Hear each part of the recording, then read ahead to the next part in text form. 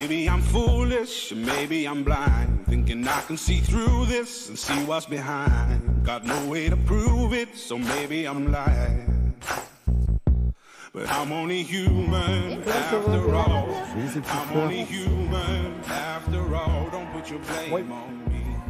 On est à rock'n'roll et 25e dimension. Aujourd'hui, on parle de l'avenir, on parle de nouvelles technologies. On parle avec vous, Béatrice, de la place de l'homme dans l'univers. C'est l'objet de toute une exposition à Paris. Oui, mais c'est intéressant de le traiter par le biais de l'art, justement. Et c'est ce que nous propose la Fondation Vuitton à Paris, c'est ça ? C'est ça. La Fondation Vuitton propose on va dire quoi, un florilège de sa collection, ses plus belles pièces. Mais il a fallu les réunir et les lier les unes avec les autres. Parce que ça n'a rien à voir quand on met un Giacometti à côté d'un Dan Flavin, à côté d'un Yves Klein ou encore de Gerhard Richter. Comment on les lie, tous ces artistes, les uns avec les autres? Tout simplement parce qu'on se rend compte que les artistes sont très préoccupés, mais comme l'homme, par les questions, le sexe, la mort, l'amour, la vie, ce qu'il y a après, l'au-delà. Et évidemment, et aussi sa conscience de ce qu'il est dans le monde et de son environnement dans le monde. Oui, on peut finir comme ça. Ça, c'est une œuvre de Maurizio Cattelan qui est présent aussi dans l'exposition. Donc voilà, c'est tout ce questionnement qui intéresse les artistes depuis longtemps et encore plus à l'heure actuelle. Je vous dis, la conscience de son environnement. Donc je vous propose tout de suite, on a une surprise pour vous et pas des moindres. Regardez, c'est à la Fondation Vuitton à Paris.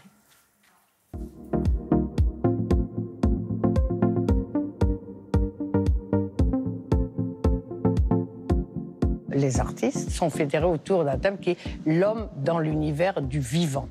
Et en effet, ce qui lie toutes ces œuvres, c'était la nouvelle conscience que l'homme n'est plus seul dans l'univers. Il y a d'autres protagonistes, le monde animal, le monde végétal, voire le monde minéral.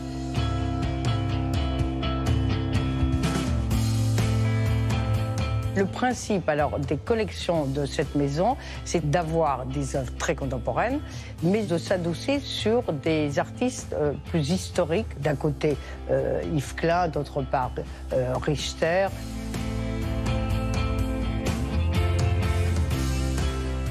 Nous avons montré souvent Richter. Par contre, nous n'avons jamais montré les œuvres de la collection de Murakami. Lui aussi s'inscrit comme tous les grands artistes à un moment précis de l'histoire. Sa trajectoire commence après Hiroshima. La bombe atomique est très présente. Par ailleurs, il est très conscient de ce qui se passe dans le monde et notamment les grands ravages qu'ont constitué le tsunami, par exemple. Il y a quelque chose d'extrêmement inquiétant dans ce qui se passe là et qui dit le monde tel qu'il est un monde grave. Ça n'est pas du tout un monde de consommation facile auquel on le réduit en général. Depuis une centaine d'années, on développe les technologies pour faciliter le travail et la vie quotidienne des hommes. D'ici 20 ans, l'intelligence artificielle prendra le pas sur l'intelligence humaine. Les artistes sont donc très importants à l'heure actuelle. Car même si l'intelligence artificielle va devenir maître du monde, elle ne pourra jamais remplacer la sensibilité d'un artiste. Depuis plusieurs années, je constate que la culture majeure est remplacée par une culture dite mineure. On le voit beaucoup au cinéma et dans tous les loisirs. L'exposition confronte ici plusieurs cultures et plusieurs époques. Pour moi, c'est l'occasion de découvrir les œuvres d'autres artistes, de voir l'avenir, le futur. Ce mélange des genres est une grande source d'inspiration.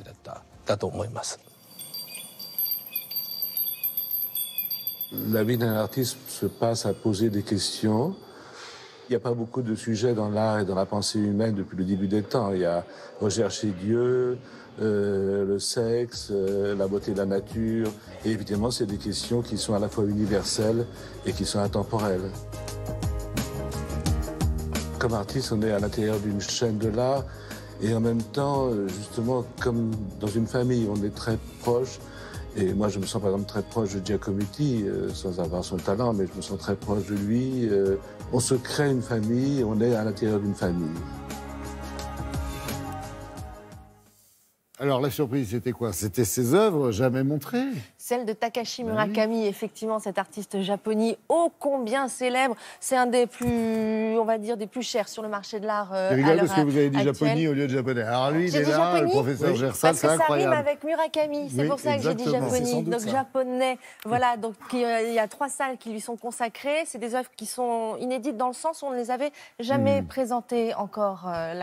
C'est des œuvres de la collection de Monsieur Arnaud, mais elles n'avaient jamais été montrées au public. Et vous allez redécouvrir cet univers kawaii, ça veut dire mignon, si gentil de Murakami, mais qui ne l'est pas finalement tant que ça. Vous allez voir que ces figures ont des petites dents comme ça, très acérées. Et donc, il a bien conscience du monde qui l'entoure et c'est ce qu'il dénonce beaucoup dans son œuvre. 3 bons points, une très belle image et un grand merci pour ces magnifiques images. L'expo ouvre tout à l'heure ? Oui, c'est juste, ça ouvre là maintenant. C'est jusqu'au 27 août.